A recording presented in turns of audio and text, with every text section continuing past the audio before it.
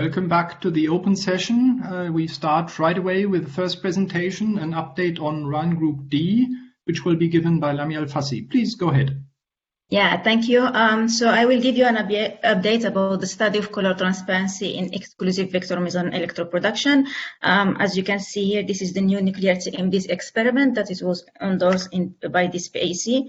So the main motivation of this color transparency studies is to probe the QCD confinement dynamics in nuclei. So by using hard processes, we can study the creation of this small size configuration and their dynamical evolution to the fully dressed hadron. So this study is complementary to the hadronization process study in nuclei, but which probe the same QCD properties, but with different initial state interaction, as you will hear next from Will Brooks. So the main three pillars of any CT study is the creation of this SSC in hard and exclusive reaction, because that allows the study of the scattering of quarks and gluon and their evolution to the regular hadron at the amplitude level. So second is if one can manage to produce a compact 3-quark or 2-quark system with a small transverse size that is inversely proportional to the momentum transfer in the reaction. So they will interact with the medium with the dipole cross-section similarly to this QED observation, which is proportional to their transverse size, thus vanishing their attenuation. And the third pillar is the SEC should expand to its free size, at least in the distance that is similar to the nuclear radius to reduce its attenuation. So it has been several studies in the baryonic and mesonic sectors in the last decades. Unfortunately, all the proton production measurements of CT, they were unsuccessful, and even the rise that has been seen before in this Brookhaven measurements, it seems inconsistent with the new 11 GeV whole C result, where no enhancement of the nuclear transparency that I will define shortly for you is seen. However, the meson production, all the meson production have been promising, and the strongest signal of CT has been seen on this high energy Fermilab experiment, which studied the pion diffractive dissociation into a digest. So this, the exponent of the mass parameterization of the cross-section was consistent with the CT models and deviating from the 2/3 parameterization of the pion nucleus cross-section. So before flashing some other experiments, let me stress that with the failure to probe CT in proton production, it was suggested that it's more probable to probe CT and measure its onset at 2-quark system compared to 3-quark, because it's much easier to bring 2-quark closer together compared to 3 quarks. And establishing a CT, especially in the deep exclusive meson production, is very fundamental for to validate the factorization theorem, because in this case, the amplitude or the production amplitude is dominated by the contribution of this small size configuration induced by the longitudinally polarized photons. So the SEC and the spectator baryon, manifested here with the GPD, travel in the opposite direction with expressed soft interaction, leading to the factorization. So in this diagram illustrates the exclusive diffractive rho-zero electroproduction. So in this case, the exchange virtual photon fluctuates to the QQ bar pair with which propagate in the medium over this coherence length, then scatter diffractively from the bound nucleon and giving rise to this size configuration that travel in the medium with reduced attenuation and materialize over this formation time to the regular rho-zero that decay into pi plus and pi minus. So the experimental signature of CT is seen in this Q-square dependence of the nuclear transparency that is defined as the hard exclusive scattering of a bound nucleon in the nucleus compared to free nucleon. So Hermes measured the rho zero or studied the CT or the Q-square dependence of the nuclear transparency at a fixed LC because they observed that the nuclear transparency decrease with the increase in LC, which means increase with increase in Q-square, since LC and Q-square are inversely proportional, and that's due to the fact that at small LC, the initial state interaction is dominated by the electromagnetic interaction of the virtual photon. However, at large LC, so its initial state interaction is dominated by the hadronic interaction of the Q-bar fluctuation of the virtual photon, leading to this reduction of the nuclear transparency as function of LC. So this is our the 6 GeV JLab results in the PION and the rho zero electroproduction. So both experiments, they measure the rise of the nuclear transparency with Q-square, which was consistent with the theoretical prediction that they use. They described the two production with the same ingredient. And as expected for our rho zero production in class, we didn't see any dependence of the nuclear transparency as function of LC, because due to the fact that it's much smaller than the mean free path of rho zero in the nuclear medium. So as an update to the new 11 GeV CT study with class 12 compared to what has been approved by in 2010 by the PAC 36. So we'd like to use this single target setup rather than the dual target to optimize the acceptance of our solid target and liquid target. So the solid force can run in the same position as LD2, and we can switch the carbon, for example, setup or the copper and tin setup remotely. And when we are using the solid target run, so LD2 will be kept empty. So this is the adjusted run plan for the 60 PAC approved days. So to have separate run for the cryogenic targets and solid targets runs. And this is the new projection based on the new simulation that has been done using this target setup, which is quite similar to what has been approved in 2010. So those are the figures of our new projection. So this is the new prediction of the FMS model that is described in our data. So you can see them superimposed with our 5 GeV result for carbon and iron. I should note that we have changed iron to copper because we cannot use iron anymore with the high solenoid field surrounding the target area. And we will study, in this case, the nuclear transparency dependence as fixed LC to don't mimic a CL or coherence length effect with the nuclear or the color transparency signal, similarly to what Hermes done before. So to conclude, as we measured the strongest evidence of the CT onset in the rho zero electroproduction, and it was manifested at lower Q-square compared to the PION production, which proved that the exclusive diffractive rho zero production is an optimal channel to probe CT and its onset. So we'd like to extend with the 11 GeV measurement with class 12, extend the measurement to higher Q-square, where it's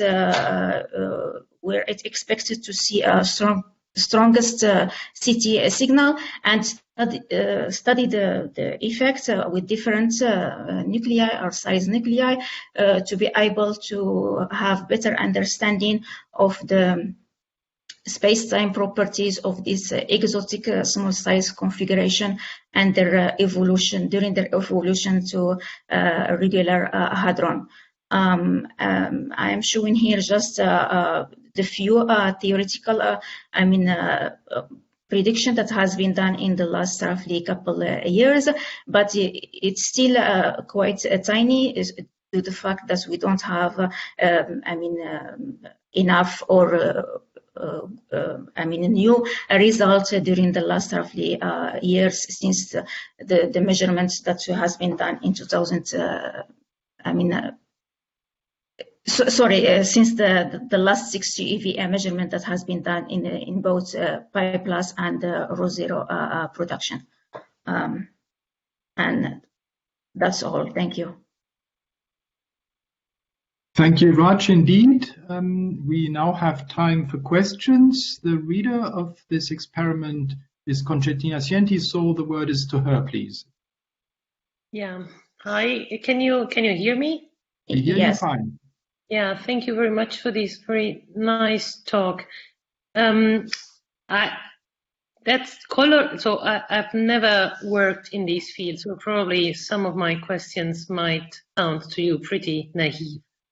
But one thing which I would like to understand is because on the qualitative point of view, all the plots which you have shown from previous measurement and your projection is pretty clear what you measure experimentally and then you compare with the model. But the conclusion which you can draw from the comparison, how stable are they? So the question is simply, what can you say if the model produces or does not reproduce? So you have a model with CT and you have a model without CT, and there are no error bars in the model. So I suppose there is a parameter which they switched on or off. So what do they learn, and then what do we learn from this comparison? So, for example, for this 6 GeV result, so especially for the Rho Zero, so this FMS model that is describing our data, so it implements the CT effect, and also it takes into account the Rho decay inside the medium and also the pion absorption. So, and for the pion absorption, it was predicted that is quite small by this model, so we didn't correct for example, our results for this for the pion absorption effect because it's included in the model, and in both of in both cases, the model they also predict an increase with the increase of the nuclear transparency with increase in Q square, which is an indication that you are producing this small size configuration that expand slower and exit the medium with the reduced attenuation. Okay. But now, as a complete outsider, for example, if I look at iron, the model just gives us the dependence on Q squared is completely wrong. So the slope is wrong. So it means they have, so if I compare that with the data, so it means there is something in their Q squared dependence in the model which doesn't necessarily reproduce reality. So that was my main question. So you will get more data and then you will make these comparison. And if that is not, for example, if you get the same picture like you have here in iron, where the slope is not reproduced, what do they learn? How can they improve that? Are there plan to, so if you want, what is the time plan for the theory to use your data then? So the theory, what I am showing here, it's already they give us, when I provide them the kinematics of our production, they already give us the new prediction or theoretical curves. So I believe they are ready because it's the same model that has been used in 6 GeV. It's used also for this 11 GeV. The most important point here that they predict the rise, which only due to the fact that you are probing the CT effect in the medium. Because the other effect that, for example, can dilute this this rise or this CT effect, like for example the coherence length and also the pion absorption, especially for the Rho Zero production, is already included in their case. Okay, then I have another also an outsider question, and I already asked you concerning why copper and not iron, and you nicely answered. I have a more general question. Just I understand this idea. You want to have different nuclei because you want to test this small size configuration. But what drove, or even originally, because you wrote me originally, actually you wanted to measure copper. So what drove the choice of these nuclei? So carbon, I understand, and I understand that you want something in the middle. So you might take nickel, or you might take copper, or you might take iron, and then you arrive to tin. I suppose that is also 118 and not 108. Yes. And then you go to tin. But for example, why do you go to tin and you don't go to lead? And why do you stick to copper? So what is the driving reason for the choice of these nuclei? So the copper, in my understanding, first when the 6GeV city experiment was proposed, and I was graduate student by that time in this experiment, you can see that it was used also for the ion production.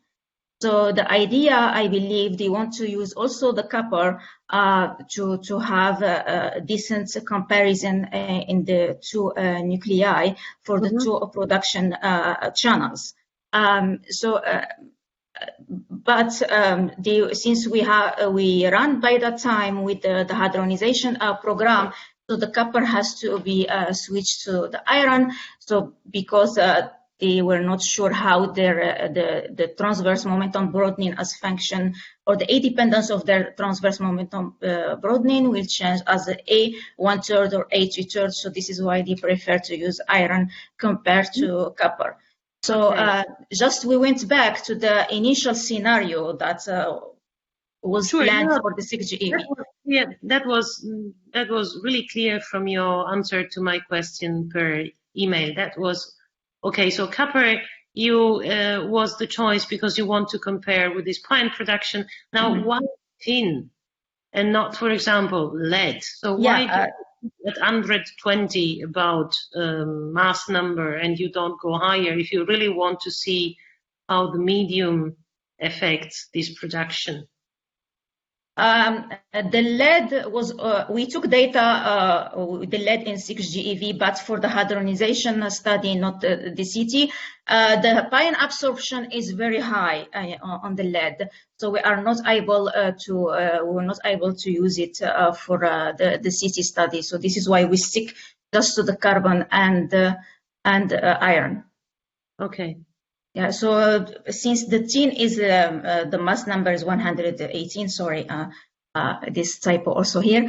So the ion absorption, it will be reasonable compare, or we can keep it under control compared to the lead. Okay, and Marcus, may I ask another quick question? One last quick one, yes, please. Yeah. In this projection, you have the statistical error because you have run the whole simulation again to be with your new class simulations and so on. Can you tell me something about systematic error in these measurements? Do they cancel out because this transparency is a ratio, or so? Why you never think in your proposal about systematics? So the systematic, it's comparable to what we measured with the 6GeV. So it's by that time, since we use this dual target, so unfortunately, because we are in forward T region, so it was dominated by the acceptance correction, and it was found to vary between 5% to 30% if we go from high to low Q-square. We have also systematic study related to the background subtraction underneath the ρ0 peak and the radiative effects. So we are expecting for the 11GeV that the systematic uncertainties will be in the same size as, or hopefully less, especially with this new target configuration that we would like to use for the 11GeV measurement. But to get this projection, so we assume that the systematic study for 6GeV and 11GeV will be the same, and we try to, in the extraction of the projection, to use the second highest Q-square bin as the reference to get the projection, the statistical uncertainties in the same size as the expected systematic uncertainties. Okay, thank you. Yeah, you're welcome. Thank you very much. We should move on. So I call on the next speaker. Will Brooks will give us an update on the run group E. Please, Will. Okay. I am sharing my screen. Let me know if you don't see it. And not yet. Now? Yes. Perfect. Go ahead, please. Okay, I'm going to tell you about Run Group E, which has the goal, the physics goal of doing microscopic studies of the hadronization process for mesons and for baryons, using nuclear targets as a spatial filter. There we go. So this run group is one experiment in the normal classification, but it's 6 or now 7 experiments in the sense that we have these 7 groups focusing on these 7 categories of meson or baryon, and a new experiment proposed to run in parallel is in the bottom right to share the beam time to look at dihadrons. The names on these slides are all spokespersons in this experiment. So we have a large group, which is important because we have a large number of final states to try to analyze. So I'm on my next slide.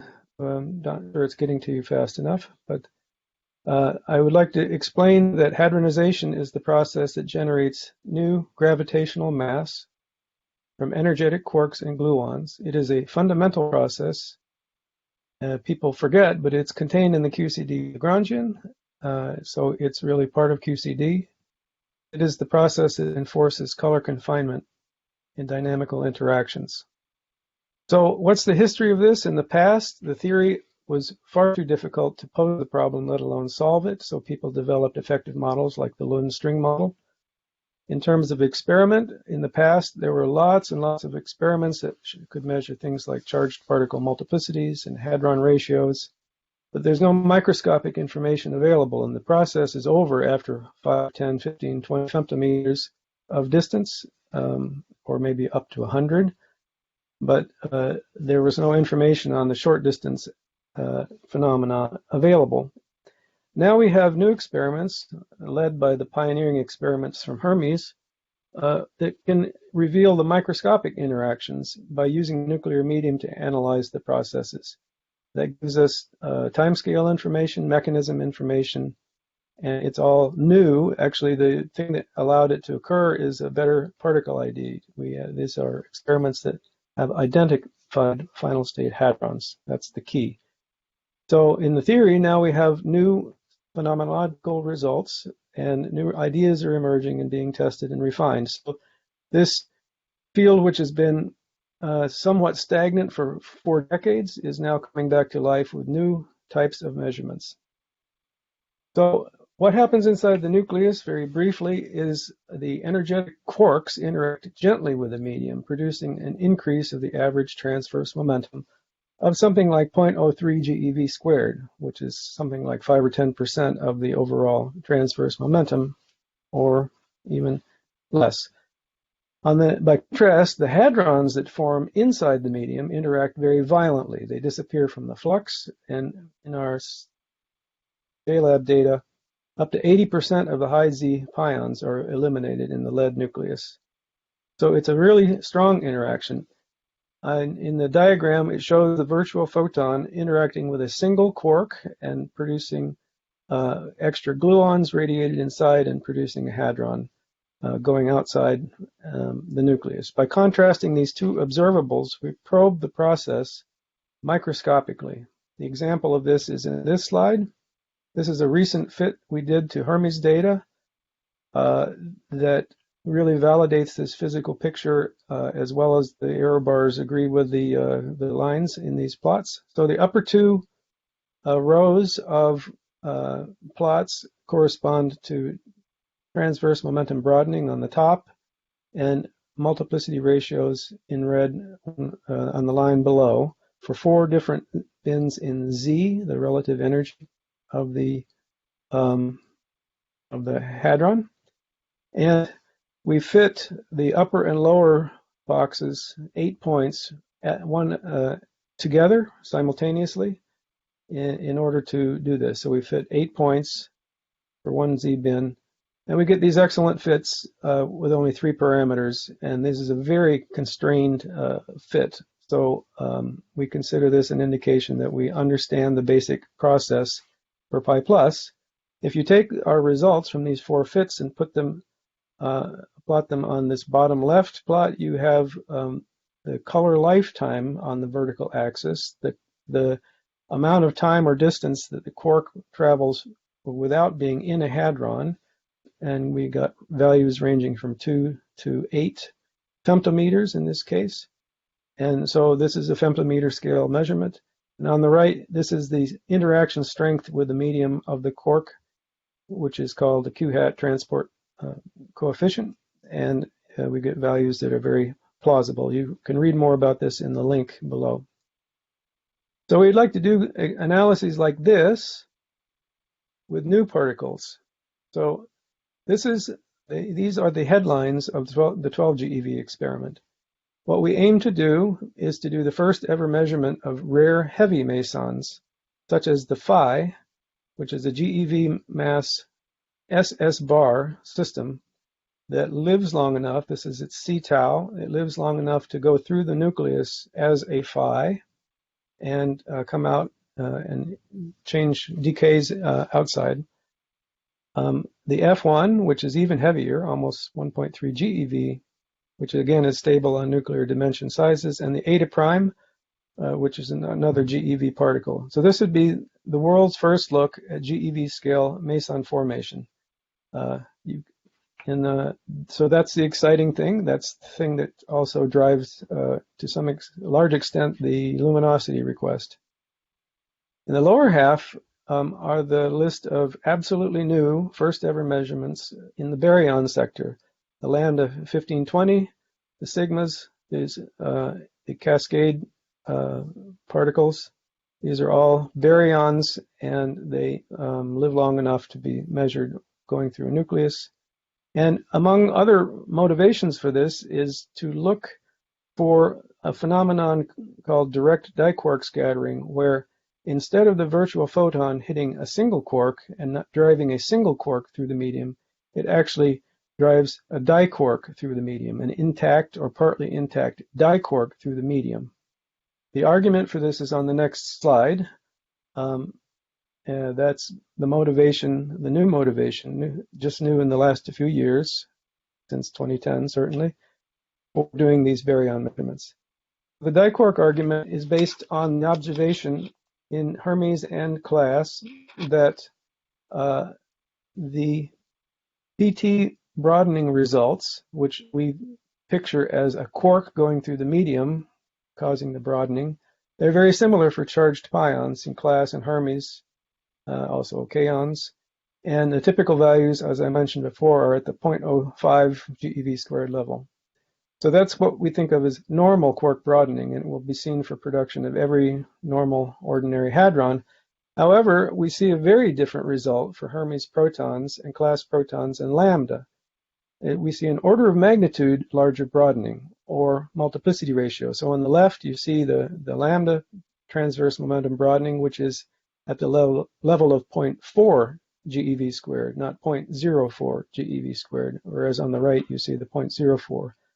What is going on here? This is a dramatic effect, and it needs a dramatic explanation. And so one of the, I think, very intriguing explanations is that you scatter on the diquark, and specifically the UD diquark in the proton or in the neutron, both of which are dominated according to current theoretical estimates.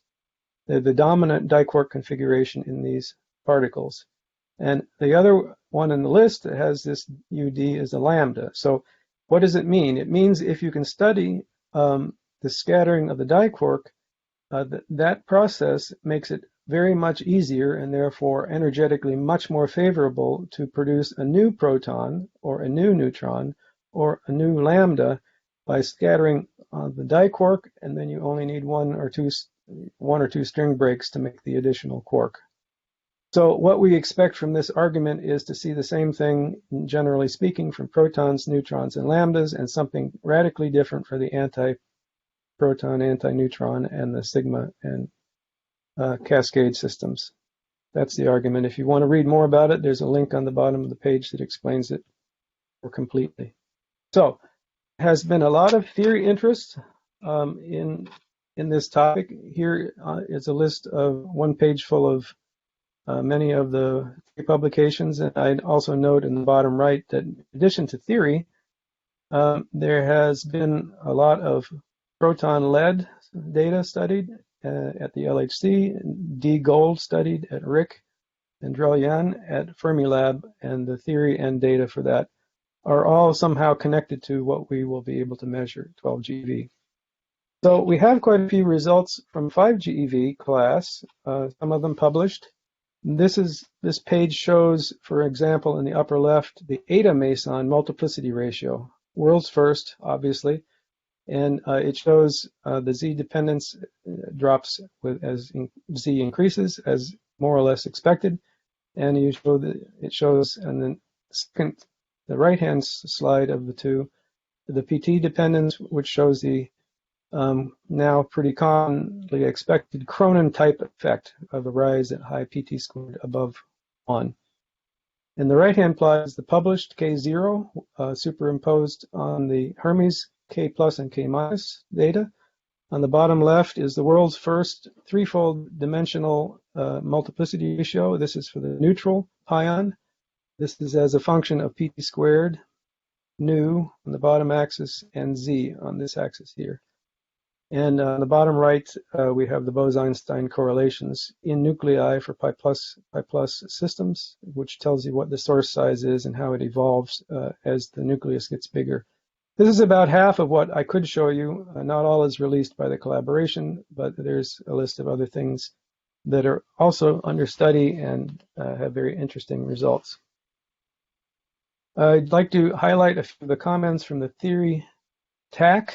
They are saying that this is a study of fundamental properties of QCD dynamics. It has connections to the electron-ion collider. It's an experiment that is timely and very important. It will bridge the 6 GeV experiments to the EIC kinematics, and evidence of that is in this theory calculation on the right here, which shows PT broadening for JLab kinematics, EICC in China kinematics, and EIC Brookhaven site kinematics, showing a predicted rise at low x Bjorken. And finally, this will be fundamental to help us address the key fundamental questions of the strong interactions, which is how hadrons emerge from colored quarks and gluons. So to conclude, to answer the first question that we're supposed to address, is there new information? The answer is yes, there's a lot of new information that would affect the scientific importance and impact of the experiment. The first is the US EIC CD0 approval, and also in China, the EICC first stage, the high intensity heavy ion stage, is being built now. So EA is the new international priority in the field, and class 12 nuclear data will be the pathfinder for many aspects of the EIC measurements on nuclei.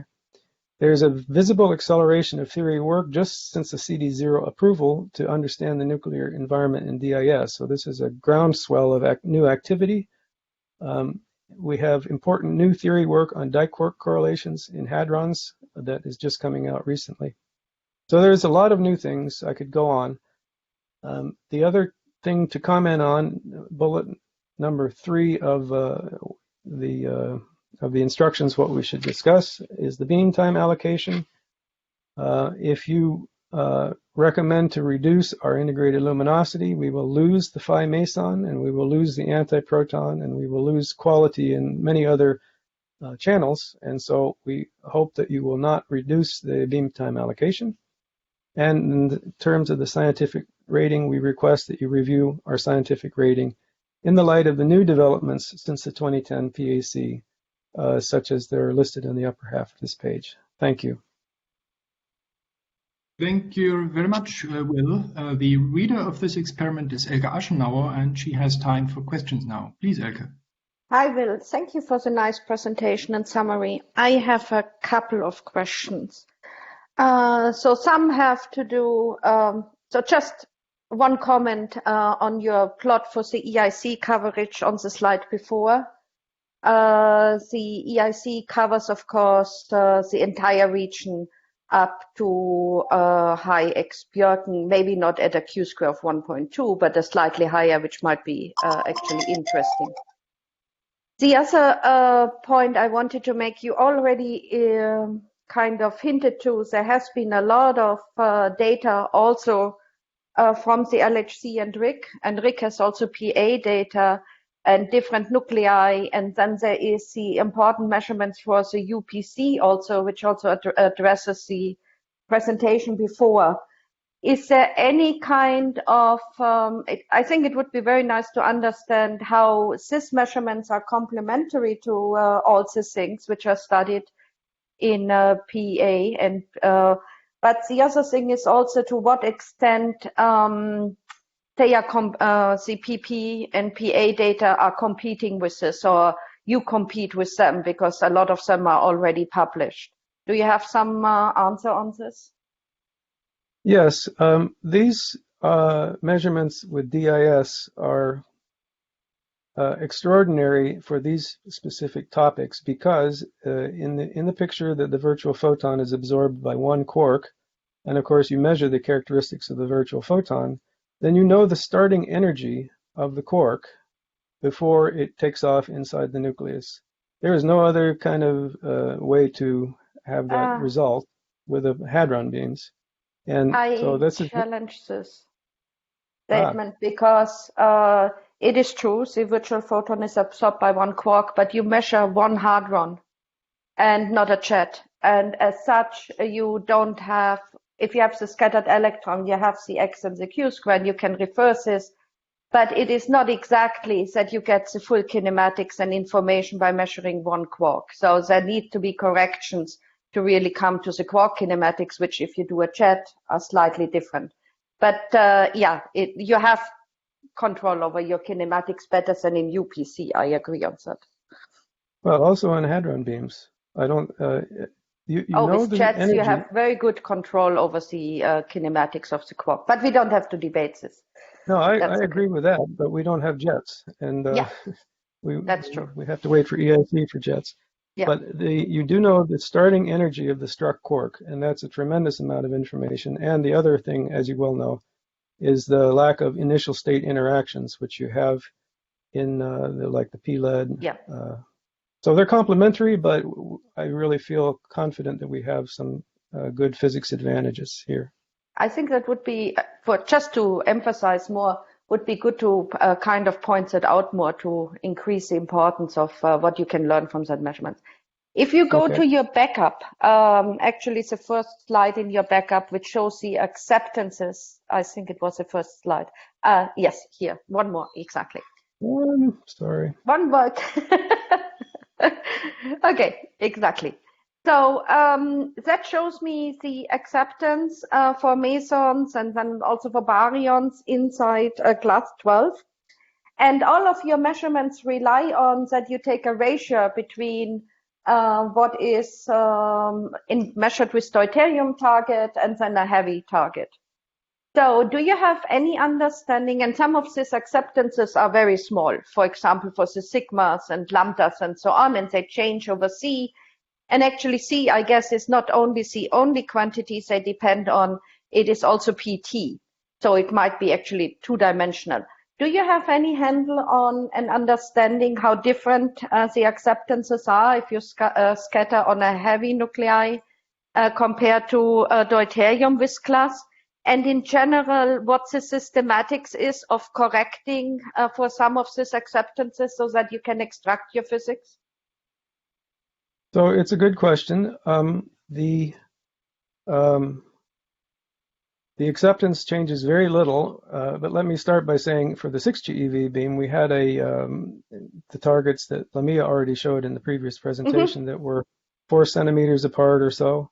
And compared to the size of class, that's very close to 0. So you can ask if there is an acceptance dependence and between the two targets. And in fact, there is a small acceptance dependence for CDIS. There's a bigger acceptance dependence for what Lamia showed for these more diffractive kinds of reactions. But what we have shown, I don't have the plot, but we have shown that that the acceptances are equal to around 1 or 2% over the full range of Z, except for the endpoints. At the endpoints in Z, the low and the high end, then you have a more like a 4-5% acceptance difference between the two targets with that spacing. Now at 12 GeV, we hope to make the spacing even smaller with a target that already exists, designed and built in Chile and tested at JLab. So the strategy is to get the targets as close together as tracking will allow you, so that you still can separate the two targets and simulate everything else in case there are unexpected things. So that is what you answered is of course completely correct, that there's a dependence because of the different spacing of the targets or the location of the target in longitudinal. But what I'm more concerned about is that of course the PT and the C distribution of the hadrons is different. And normally all detectors have a PT and C acceptance, and because your original distributions are different, you get effects from this. And have you studied that? The distributions are somewhat different, it's true, but class is a wide open acceptance, and so I think it's at the edges where you would lose. For instance, PT, if PT goes out further for one than the other, then yes, you have to make a calculated correction for that, and you have to model the shape of the distribution. We haven't found a lot of sensitivity to that so far. Okay. I mean, the PT is at the average PT for the 6 GeV data was something like 0.3 GeV squared PT. And so that's pretty small considering the volume, the phase space accepted by the detector. But yes, there are cutoffs, and it does depend on the distribution shapes. And it's not trivial, but it's pretty easy to correct for that to first order. Okay. I think for the lambda and so on, it's more tricky, but fine, because your overall acceptance is much. Yeah. For kaons and so on. Can we come to a conclusion because we're running a bit behind time? Yeah, it's okay. I'm fine. Yes. Of course, Marcus. Yes. Thank you very much. Let's thank Will for this presentation, and he is actually staying online and will now give us an update on run group G, the EMC effect in nuclei.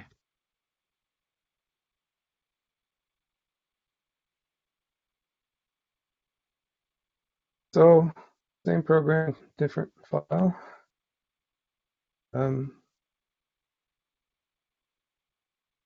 think you can see my screen. It should be coming in full screen mode in a second or two. You're all set to go. So good. So I'm representing run group G also. This is a list of interested people. These are 33 of the proponents worldwide who explicitly have supported this measurement, and these people represent 16 institutions in 6 countries and on 5 continents. So the EMC effect in spin structure functions, this is a link to the proposal for the original experiment.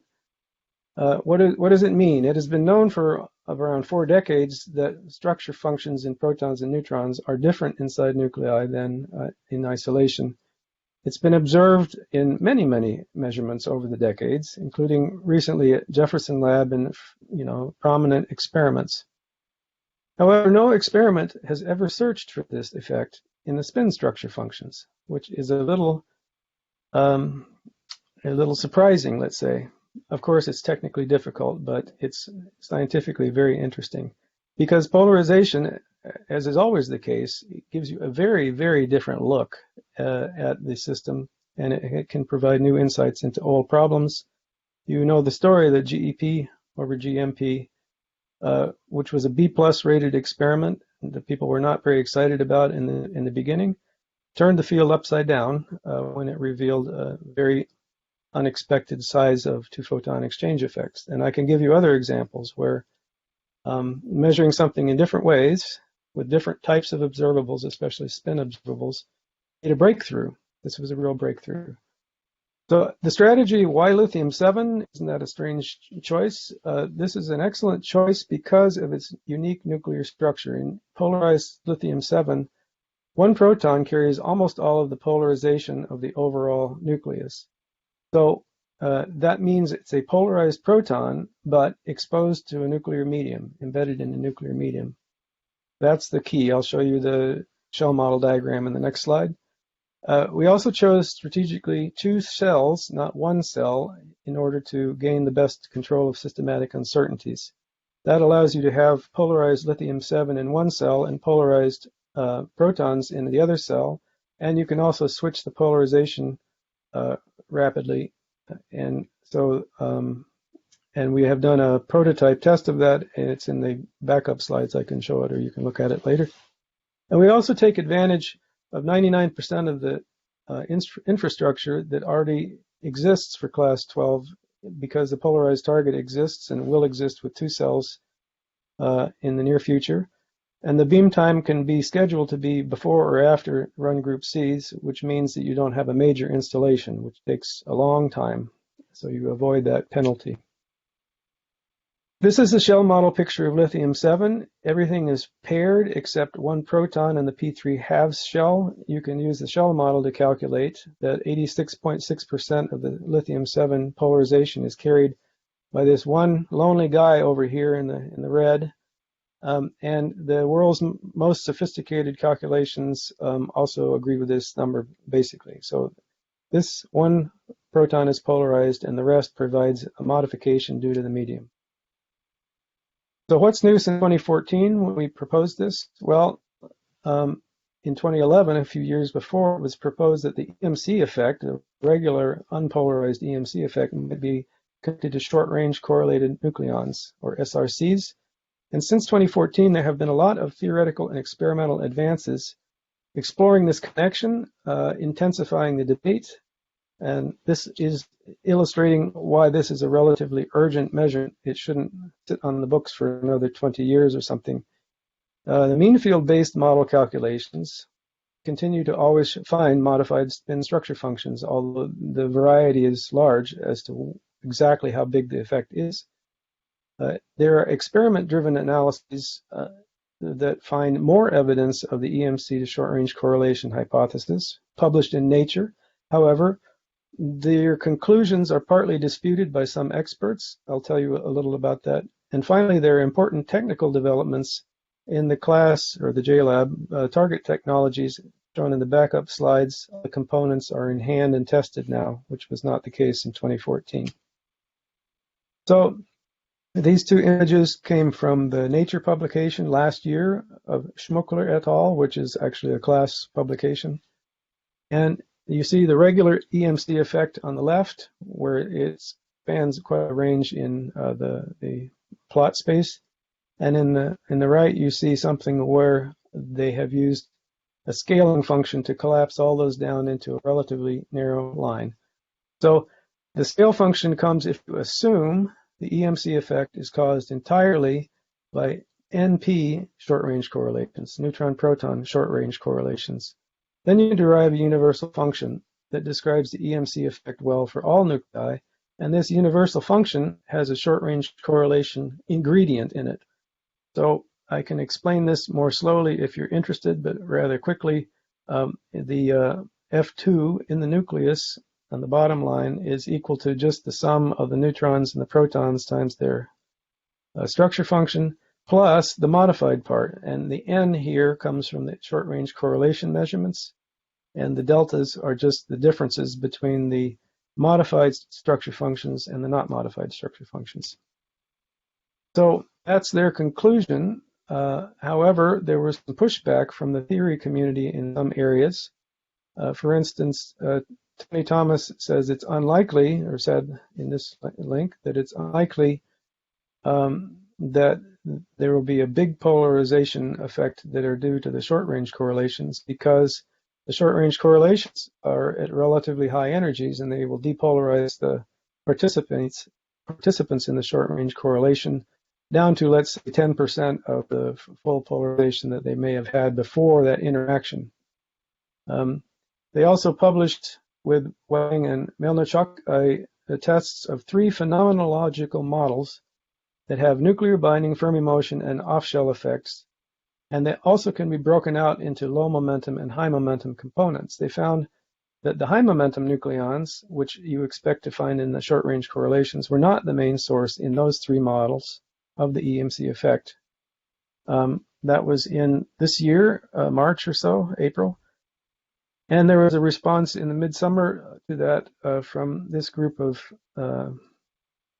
pro-SRC people, let's say, that was in favor of this EMC short-range correlation connection for deuterium and for the 3-nucleon system. And they claim that in spite of the fact that there are high momentum nucleons in these correlations, that they observe in their convolutional model, compared to some data, that even though there are high momentum nucleons, the low momentum interactions of those correlated nucleons still manages to create the regular EMC effect. Here's a couple of other things that were published since 2014. The QMC model has finalized, and it shows in the dotted and not dotted curves the sizes of the effects they find. And then in the bottom box is another plot, sorry, not a plot, a reference to an effective field theory effort by Detmold and company. And they find a correlation, they explain the correlation between the EMC slope and the short-range correlation parameter that comes from a natural scale separation in effective field theory. Scale meaning low x and x greater than 1. And for them, the focus is on light nuclei. So the Theory TAC report comments are quoted here. They say several new theoretical works have increased the interest and importance of this experiment in those 6 short years. And the results of the run group proposal can be expected to provide important clues into an effect that has puzzled us for almost half a century, and that cannot be explored using unpolarized targets. So on the right is a plot of the predicted results of our measurement, with the error bars corresponding to the experiments and the solid lines corresponding to various types of models that are explained in the backup in the slide that also contains another ratio observable. So you see the theory predictions go all over the place, and the error bars are not only fairly small on the data, but also are very many. These are, this is a continuous distribution in class 12. So you have shape information as well as point-to-point information. So to conclude, there have been many new developments since the experiment was approved. There's a vigorous community of interested scientists worldwide. And one of the main aims, to put it in a simple way, one of the main aims is to understand whether the EMC effect is a mean field phenomenon or a short-range correlation phenomenon, or if it comes from both. And a polarization-based measurement obviously provides completely new types of information. So you're no longer muddling around with unpolarized things, but you're now exploring something completely different. It can only be done at JLab in the world. It's already a pretty hard experiment. And so we hope that you are as enthusiastic about it as we are, and we ask that you please review our scientific rating in the light of these developments. Thank you. Thank you very much, Will. And thank you also for keeping better than in time. We now have time for questions. The reader if this experiment is Matthias Pertekamp. So Matthias, please go ahead with your questions. Thank you. Bill, thank you for the talk. I should say I largely share your enthusiasm on that this is a timely measurement. I think since the NMC measurement in 1983, despite many other measurements and knowing A-dependent quark and gluon distributions with ever-increasing precision, we kind of unsuccessful in discriminating between different models based on unpolarized data. So it seems important to have a polarized experiment as soon as possible. And I think my only questions are on maybe 2 or 3 experimental details, also relating back to the original PAC report, I think in 2014. You showed us the uncertainties, the experimental uncertainties on a previous slide, and I want to ask about the polarization uncertainty. Is this spelled out in the error bars? I noticed there are these ticks. Do the error bars combine statistical and systematic uncertainties? And the old PAC report says target polarization is 3%, and you were going to go out and show that this is possible. Could you please summarize where you are on systematic uncertainties and in particular? Sure. So I also have Sebastian Kuhn and Chris Keith on the line allowed to speak, and so they may want to address this as well. You see the error bars are broken, well, maybe you can't see, but the error bars are broken out into more than one kind. There's the ones with the end and one without the end. I think the polarization uncertainty is not the biggest of our problems, but maybe Chris can say more. I mean, the uncertainty we should first worry about is, is it really 86.6%? What is the uncertainty on that? Because that gets into directly into the uncertainties in the measurement. But would you happen to know what uncertainty estimates are for the fraction of the proton polarization in the lithium-7 carried by the single proton? I don't know an exact number, but if you look at different models, I mean sophisticated models now, like the argon efforts and things like that, you find differences at the level of 0.1. So you find 86.6% in one work and 86.7% in another work. If you go back in time to, I think it's Sid Kuhn's calculations of the cluster models, he finds the same thing. So it's really, I think the theoretical uncertainty is not, well, you can always question theoretical uncertainties, but I think it's not a major contributor at all. Can I make a comment on target polarization? So yeah, go ahead. That we are actually going to measure simultaneously elastic scattering of the polarized proton in lithium-7, and of course also simultaneously measuring on free protons. So by taking those super ratios, we can certainly get below 3% normalization uncertainty. And it's just a normalization, right? The target polarization is just a normalization factor. So you can move these data points up or down by a couple percent or 3%, and just because the shape is so different for the different models, we still can easily distinguish them. So the free proton is the hydrogen in a lithium-6 hydrogen target, and that's simultaneously in the beam. Are there acceptance effects that make it difficult to compare the two targets? Do you have to reverse the order, or? Yes, we will reverse the order, which fortunately will be easy. I will explain this later when I talk about run group C. The way the target is designed, we actually can swap targets, cartridges in a matter of less than an hour. And actually, since we're discussing technical things, I noticed, so you need slightly different fields for the two target halves, and this is done with a kind of ad hoc superconducting coil that's added to the polarizing field. And I also saw in the upgrade there is a test done with the setup. But are you really what is the homogeneity that's left in the field when these coils are added? Is there some concern that there may be a position dependence of the polarization? So these coils actually can do several things. For the main run group C, we will use them to make the magnetic field overall more homogeneous, certainly better than 10 to the minus 4. We've demonstrated that we can actually calculate that, and it works. What you see here is the extreme case where we would polarize the two cells with opposite polarization. Now that pushes the limit of the what you can do with these coils, because you have to add 150 millitesla here and subtract it there. So for this experiment, we will only have to have a slightly different magnetic field, because we will still polarize both targets in the same direction.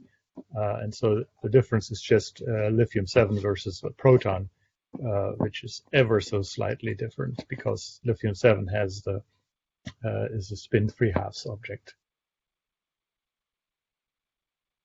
All right, so you're confident that you will be well below this 3%. Absolutely, yeah. Mm-hmm. And then I also want to ask the plot that shows the projected uncertainties. In doing the simulations for these projections, do you, compared to the proposal time, do you use updated information that's available now on instrumentation performance and beam currents and all this?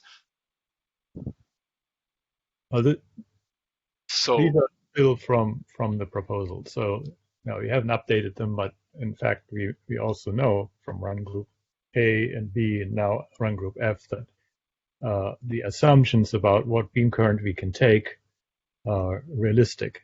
So and the acceptance and the performance of the detector is all realistic. But, okay, I think that leads to my last question. I think to get the maximum beam current, you need this new Muller shield, and I assume this is just a standard device that has to be built without uncertainties.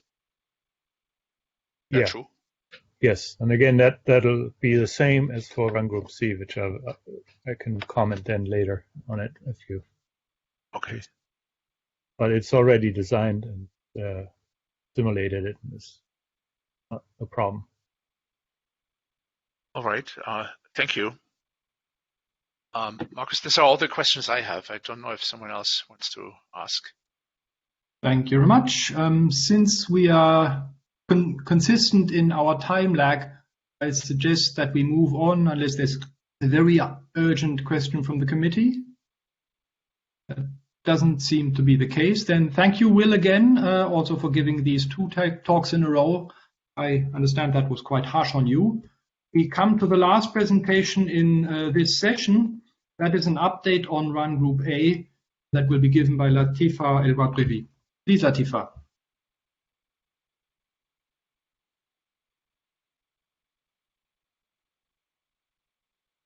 So can you hear me? Hear you well. Can you see my slide? Yeah. Not yet. So now there it is. You're all set to go. Okay, great, thanks. So I will be talking about the Run Group A, which is 11 GeV polarized electron on unpolarized liquid hydrogen targets to study proton structure, 3D imaging, and gluonic excitation with class 12. I'm speaking on behalf of the Run Group A as well as the class collaboration. So the outline of the presentation will be as follows. So we'll go briefly over the science program, summary of it, and highlight new information with scientific importance since the original proposal, describe briefly the experiment, data analysis, and required beam time, then summary. So the science program for the Run Group A is a set of experiments that they were designed to perform complementary measurements to study the proton structure for both the ground and excited state. 3D imaging and gluonic excitation with one common core mission, is to understand the manner in which the constituents are forming the proton are held together and shed light on the strong force and the emergence of the dominant part of hadron mass. So we group this 13 experiments, in 5 categories. There are 3 experiments designed to study generalized parton distributions. Do imagine this is 2 plus 1d of the proton, and study of the gravitational and mechanical structure. The second set of experiments are designed to study the transverse momentum dependence, TMDs, 3D momentum structure in momentum space.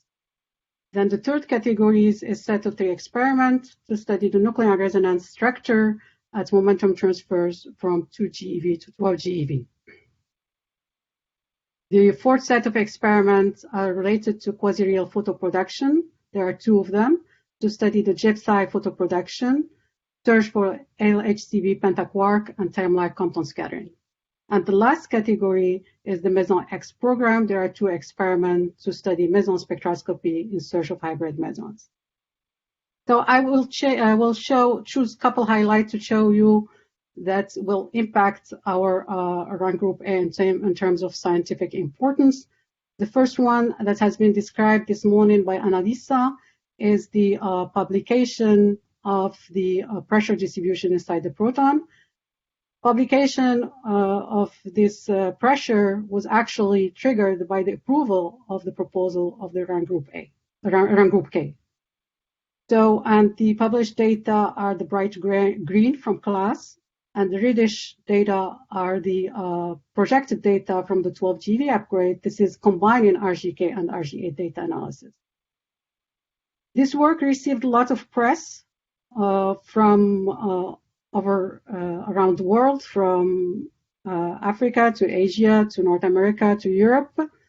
But it's not only been in the news, but it's really motivated a lot of theoretical work. Theoretical work both in lattice and theory in our field, but also in other fields of particle physics and gravitational studies. So this publication and this work opens up actually a new era of research in the fundamental gravitational properties of the proton. For the first time, we will have access to the correlation between quark to the graviton through electromagnetic probe. And not just quark, in this case, the publication is related to quark, but the work has been extended to gluon, and measurements can be done to extend that to gluon as well. So, and not only for the proton, this work can be extended to neutrons and nuclei. And not only to the pressure, it can, for the first time, we can have measurements for the mechanical, physical size of the protons and neutrons, and also have insight to the internal shear forces acting on the quark and their pressure distributions. So the second example that I choose to show as highlight is the answer to the quest for meson resonances. And it's clear here. Look at what we had in the PDG 2010 compared to 2018. Discovery of mini-state. And I choose also to show another example on the Roper, which has been long-standing problem for many years, that has been answered to be consistent with first radial excitation of its core at the core surrounded by meson baryon cloud. These are all from 6 GeV data. And they want, of course, the class 12 now will allow the extension of this program to higher Q-square. But they want to put emphasis on what work has to be done and data that has to be in place in order to get to this kind of discovery for both meson and baryon. So this is the precision of the data that were achieved with class. This is just one example of one of the final state. This is gamma p going to k plus lambda. And you can see you appreciate the high precision of the absolute cross-section measurement, in this case as function of the center of mass angle for different bin in W. So one needs this complete phase space with high precision in order to get to the extraction of resonances or baryon and mesons. And it's not only doing high precision experiment, is working closely with the theorists. So now to the experiments. the RGA experiments acquired data in 3 separate running periods. We had spring 2018, fall 2018, and spring 2019. And we have about half of the data from the improved beam time so far. So, but to fully realize the goal of RGA science program, the full statistic of the improved beam time is required. And I want to just to show you here, this is the class 12 detector and some graphs just to show in the kinematical coverage and performances. But there are 18 paper NIM articles that have been published on every single subsystem of the class 12 detector, including the superconducting magnets, etc. And here I made a reference to the overview paper. And the second half will be done exactly in the same configuration. So now to the first topic, which is the 3D imaging of the nucleon. In order to do mapping the 3D imaging of the nucleon is to map the probability of finding quark in nucleon with a certain polarization, both in position and momentum. And this has 2 legs. We need to do exclusive reactions to have information about the generalized parton distribution that give us direct information about the spatial distribution. And from the other leg is the study of the semi-inclusive measurement to access the transverse momentum dependence that give us information about the momentum distributions. And of course, this rank group A data has to be combined with other rank group you will hear about this afternoon in terms of transverse polarized targets and longitudinally polarized targets to get the complete information. So in the case, for example, here, the G-sum rule. So on the deep exclusive processes, DVCS was one of the cleanest probe, and this is, and we need to map it in all kinematics. And here I just want to show you the coverage that is expected from the full beam approval. This is the momentum transfer as function of X Bjorken. And you can see that in each bin, in Q square and X Bjorken, there's a bin in T for which we have the phi dependence. And we are expecting with the full beam time request that we will get about 1% at low Q square and 10% at high Q square. So the statistic is important for the high Q square. And here, just in the other graph that you can see, if you zoom on one of the bin, the statistical error that we need. So this is the first look now at the data from the deeply virtual compound scattering from the data that we took from RGA. This is preliminary rule asymmetries, no background subtraction in this case, and also integrated over T, Q square versus X Bjorken. So the analysis is well on track. Tremendous effort is ongoing to understand and define all the systematic uncertainties, refining the cuts to maximize the signal to background. And this program with large phase space coverage and with the expected full statistic, really unprecedented quality is cornerstone for the worldwide efforts, Hall A and Hall C at Jefferson Lab, COMPASS, and EIC. So the full statistic is required for the multidimensional binning in all kinematics variable that is required for the science. So the other example is the pi 0 and eta. So in this case, what you see from the right-hand side is the beam spin asymmetry for the pi 0. These are just for 5 bins in momentum transfer. You can see in black and in red are the data from the 12 GeV upgrades for different source polarity to understand the systematics and the responses of the detector compared to class 6 data. And from the left-hand side is the analysis that has been done and the work that is ongoing with the theorists to do global fit in order to extract the polarized quark transverse densities, in this case, the unpolarized proton from pi 0 and eta. So the frameworks also for the high-level analysis are moving nicely. So now to the other leg, which is the TMDs and semi-inclusive processes. So we extracted the first multidimensional high-precision studies of single pion, in this case the pi plus, that can probe for us the transverse momentum dependence proton structure. This is the first time that we can do this high multidimensional studies. And what's shown here is the FLU over FAU as function of Z for difference bin and T, and then the other graph as function of PT as for bins in Z. So the paper, the analysis is very advanced stage, is being reviewed, and paper for publication is being prepared. Similarly, here we also in the semi-inclusive we did measurements for the dihadron beam spin asymmetry for the 2-pion. Preparation for the publication is also ongoing in preparation for this final state. And here is we measure for the first time the beam spin asymmetry modulation that allow us to access the twist 3D PDF E of X. Shown here, so you can see the black point is the data from class, and the blue points are the data from the blue are from class, and the black are from class 12.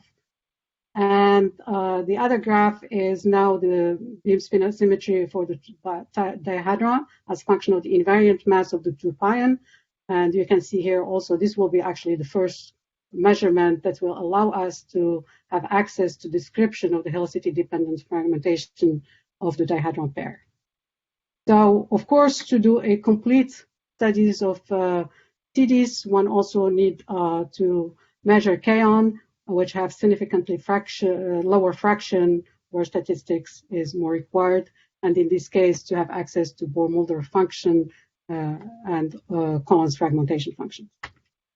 So to the next topic, which is the study of the hadron structure. The INSTAR program with class 12 is an extension of the class 12 class program. And here the critical questions is how the mass is generated.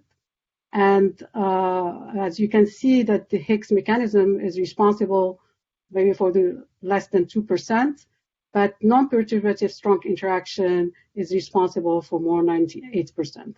And what's shown in this graph is the running mass, the dressed quark mass as function of the quark momentum. And you can see the coverage that we will achieve with class 12 compared to class. So this is very important fundamental information in hadronic physics. And I showed you the graph earlier about the Roper, and this is the projected statistical error that is expected from the class 12 for the Roper. So this is the first look at the data from the class 12 RGA on this program. And so as you can see it here is the looking at different final state, the pi plus n, k plus y, pi plus, pi minus the 2-pion electroproduction, and also summary table of the expected events per Q square per W bin for the whole full RGA data set. So the other topic of RGA is time-like Compton scattering and gypside photoproduction. So in this case, we have the lepton pair photoproduction were generated with untagged electron. We detect in the final state the positron and the electron, and the final state is constrained by the scattered electron at Q square equals 0 when forward. So the analysis framework for this program is very advanced and has been exercised on the 60% of the data that we processed. So to highlight what happened since the approval of this original proposal, new additions to the whole P program RGA proposal for gypside production on deuterium and hydrogen have been approved. The search for LHCb pentaquark, one of them, and proposal in whole C to search for LHCb pentaquark and time-like Compton scattering with the transversely polarized targets. So that's important complementary between the RGA and whole C measurements. So the first, and in addition for the GIPSI, the first result from the blue X, about 461 events, no evidence for LHCb pentaquark, but upper limits on branch ratio have been evaluated. And the whole C experiments are expected to release the results soon. So there have been several also publications on the phenomenology of time-like Compton scattering next to leading order corrections and new observables. And there is a very close collaboration between our experimental group and theorists. And there is a renewed interest in near threshold GIPSI production. So I think this is timely experiment.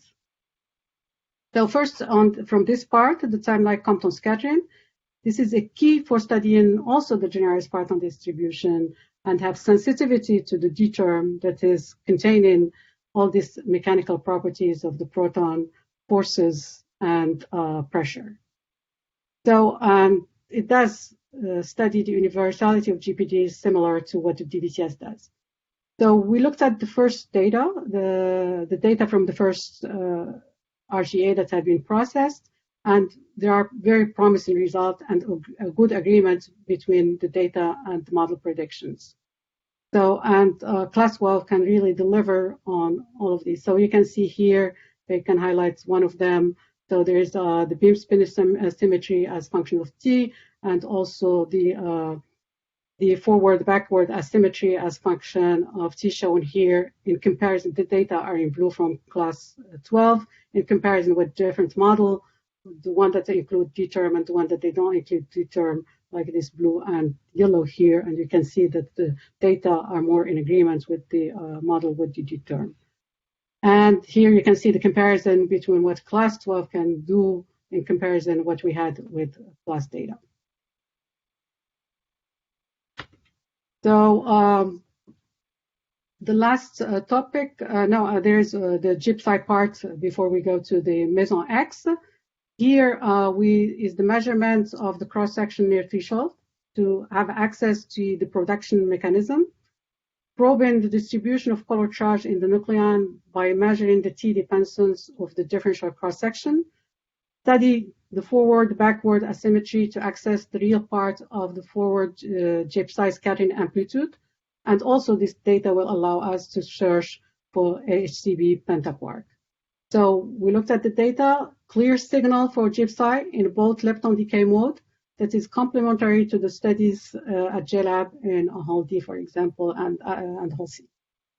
So, and you can see this is really one channel that needs high statistics and complete required beam time to have impact in the field. So the last topic is the meson X and the very strange sector. For the meson X, actually, this is where the scattered electron is detected at a very small angle in the forward tagger. So it's quasi-real photoproduction. It's the scattered electron detected in the forward tagger, almost real photon. So there is worldwide effort in this sector as well, in COMPASS, LHCb, BESS3, and BELL. There's extensive scientific program, JLab, to understand the role of gluonic excitation in the spectroscopy of the light mesons, both in Hall P as well as in Hall B with this experiment. So as I said, the Hall B experiment is low in low Q-square electron scattering, equivalent for high intensity photon beam, and using the capabilities of class 12, 4pi detecting all the particles in final state, or having enough resolution to determine the missing particles to measure exclusive processes. And of course, as I mentioned at the beginning, in the case of baryon, you need from high precision data over large kinematic, but do detailed amplitude and partial wave analysis to discover new state. So the first experiment is to study the meson spectrum in the 1 to 3 GeV mass range to identify gluon excitation and meson hybrid. The second one is to search for missing excited hyperon state. And you can see here, this is the first look from this data for the 3-pion, and this is the first, the 3-pion as function of the 2-pion. So, but a lot of work is ongoing, working with the theorists on the amplitude analysis, exercising the full chain on pseudo data, and being ready for the analysis of the full statistics from the data that's already on tape, and being prepared for the second stage. So continuing with the meson X and very strange. So the here you can see for the very strange sector, you can see clearly the hyperon resonances and the cascades. And also you can see clearly here the need of the complete statistics for RGA to have impact in this field. So there's a lot of work ongoing to complete the understanding of the forward detector, the forward tagger, and do the analysis of the data and control of the systematics, and advance the analysis of the data itself. But as mentioned, also there is a strong collaboration between the experimentalists from RGA and the theory group on the amplitude analysis. And of course, this is similar to what we showed before for the baryon sector. We need a full high precision and large kinematic in order to do amplitude analysis. And that work is also in preparation, critical to pin down the small signal. And as you see, the phase change sector will require a lot of statistics to detect kaons in the final state. So in summary, the RGA science program is broad and rich and addresses several of the most fundamental questions in hadronic physics. We have demonstrated excellent performance of the class 12 detector. We have also designed and optimized a smart trigger to run successfully all these 13 experiments simultaneously. This is not an obvious task, but we demonstrated that. The data processing and analysis of the 50% of the RGA data that is already on tape is in very advanced stage, and we are preparing for the first publications. So we request the approval of the 70 remaining days to fully realize the goal of the RGA science program. The full statistics is required to allow us to extend significantly in Q² as promised by the class 12 and 12 GeV upgrade. And this is important to chart the transition from strong QCD to perturbative QCD. It's important for many of the science program of these 13 experiments in RGA rely on multidimensional analysis with high statistics, in particular the 3D imaging program as well as hadron structure.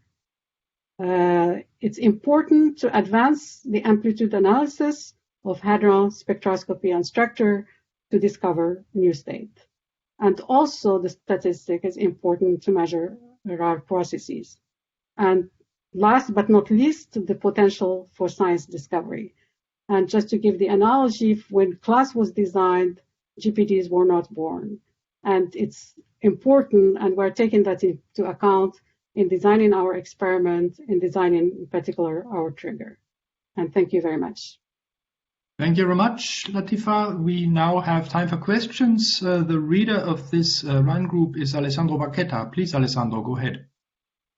Hello, Latifa. First of all, thank you for the nice presentation. So the run group A certainly has a very broad and strong program for core tasks or missions of the lab. However, because of this, one has to be very careful with the studies and interpretation. We count on you to be very careful on this. And so some questions arise, namely related to, let's say, systematics and interpretation. So first of all, systematics. You said that there is a tremendous effort to understand systematics, but do you, at this point, with half the data being collected, do you already have some good understanding of the systematics, and can you put down some numbers? Yes, so if I go back, so the main focus right now is on the first two publications, which are the CD's publications, this one, single hadron and two hadron. And of course, as I said, the RGA program is very broad and many experiments, and systematics are different from one channel to another and from one experiment to another. And it depends also if you are calculating cross-section or you are calculating beam spin asymmetries, etc. So even in this case, where we have the single pion versus two pion, we have the two teams working together, and there are systematics that are common, that are related to the experiment itself and the detector, and there are systematics that are specific to the single pion and the two pion. Like, for example, what kind of the physics background is different. And all of that is being studied, and we have numbers that are associated with each one of the publication. Also, the systematic, they do depend not only on that, but they depend on the bin-in, and they will be varying from one bin to another. And all of that is being studied. And so the main point is you are requesting to go ahead with the extra days and to increase the statistics by a factor 2. But if the systematics are dominant and very large, is it important to increase the statistics, or it's maybe more important to keep the systematics low? And since we don't know exactly how these systematics are, we cannot easily judge if you need more statistics. Well, for instance, if you look at so one of the main goals for the RGA is the extension, I go to the summary, to the extension to the high Q squared. And if I can show you the data at the high Q squared, for instance, for the GBCS with the detailed bin-in, you definitely want to reach that with the expected accuracy that I showed before. It was like 10% in statistics. That's what I expected at the high Q squared. Doesn't make any sense for us to get high statistic in the lower Q squared. So it's important, let me go to the summary. So it's important that we achieve the high statistic at the high Q squared. This is the promise of class 12 and the 12 GeV. So that's critical. So in addition, also, if we want to do all the multidimensional studies, we need absolutely full coverage with high precision, high statistics. Mm-hmm. Yeah, no, I'm sympathetic with this motivation, but still the systematics is, the size of the systematics is very relevant in this case. Anyway, so Marcus, if I may ask another question. Is one more? So the other question is the interpretation. Okay, so let me focus mainly on DIS since I'm more familiar with that. As you know, the theory group also put forward some observations and some warnings concerning the applicability of the Parton formalism in the moderate Q region. Is there some intention experimental groups to investigate these problems and to make measurements that can help decide whether the Parton interpretation is applicable or not? So let me first say what our role as what we want to publish. We want to publish the data. The interpretation is second stage. We want to publish data of beam spin asymmetries and later on cross-sections for the reactions that need cross-sections with control of systematic uncertainty. Now the interpretation is second stage. And the interpretation, of course, involves working with the theorists. Can I make a comment? Is Volker here? Please, Volker. Okay, so I think Latifa also referred to the DVCS measurements with 3 different beam energies, and run group A is one of the 3. So this is, allows us, you go to, let's say, a fixed XPOK, you can measure the Q-square dependence of your measurement, and I think that gives you a good idea about how well this scales at a given XPOK as an indication of the applicability, I think, of the Parton mechanism. So that's one example, and you can do that for different XPOKs because you have 3 different beam energies. Yeah, that's I think one example. Yeah, and of course, there has been done in Hall A in an earlier analysis. Maybe you remember that one for DVCS, but in a much smaller Q-square range. We now have a much bigger Q-square range that can be covered. Yes. And that makes important to have the high statistics at the higher Q-square and not to be limited to reach as far as we can with high statistics. Yeah. Alessandro? Yes. May I comment on your first question about the interpretation of the results? I want to mention that we have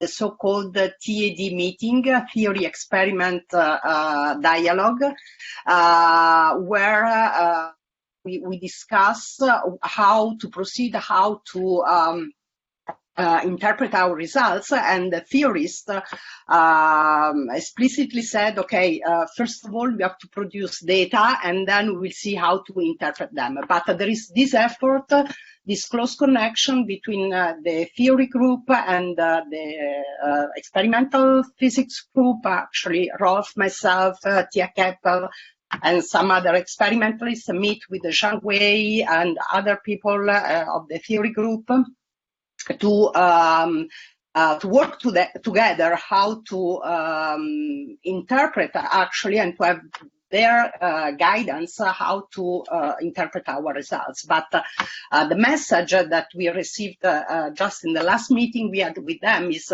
first of all, we have to take good data, and then we'll see how to interpret that. Yeah. So your comment is not clear. The interpretation actually is this is not a motivation to stop this data taking from our program. Well, I hope I made that point clear, and I made also the point clear that there is in every aspect of the program there is strong collaboration with theorists and experimentalists, but that comes after the data has been published. But the work is ongoing. I agree with all of you, and I'm certainly not saying that you should not take data. If anything, I'm saying you should provide the most information you can. For instance, now just one example is you are focusing mainly on asymmetries in the case of semi-inclusive DIS, but certainly also the unpolarized and PT-dependent multiplicities have to be provided, and these are even more important to ascertain if the framework is working or not. So yes. You should emphasize. We have limited the time here, but also we have the semi-inclusive working group working together for the extraction of the data, and the multiplicity is the second on the line for publication. Yeah. There's dedicated graduate students actually working with Patricia and Harut on that, and the group from INF and Roma. So that's the second in the list to come out. Can I just add the reason for doing beam spin asymmetries first is very simple, because a lot of the systematic errors drop out in the asymmetry. That's why it's being published and prepared first. All the others, of course, that involve more normalization and full acceptance simulations take some more time, right? But I think your point is well taken. We only want to publish results, of course, that have their systematic uncertainties fully evaluated and minimized if possible. Yeah. Do you have any other questions, Alessandro? We are running a little late. I'm okay, thank you. Thank you very much. Then let's thank all speakers of this session. The session is now again suspended. The open session will resume at 1:10 Jefferson Lab time. The committee now meets again in the closed session meeting room. Thank you very much.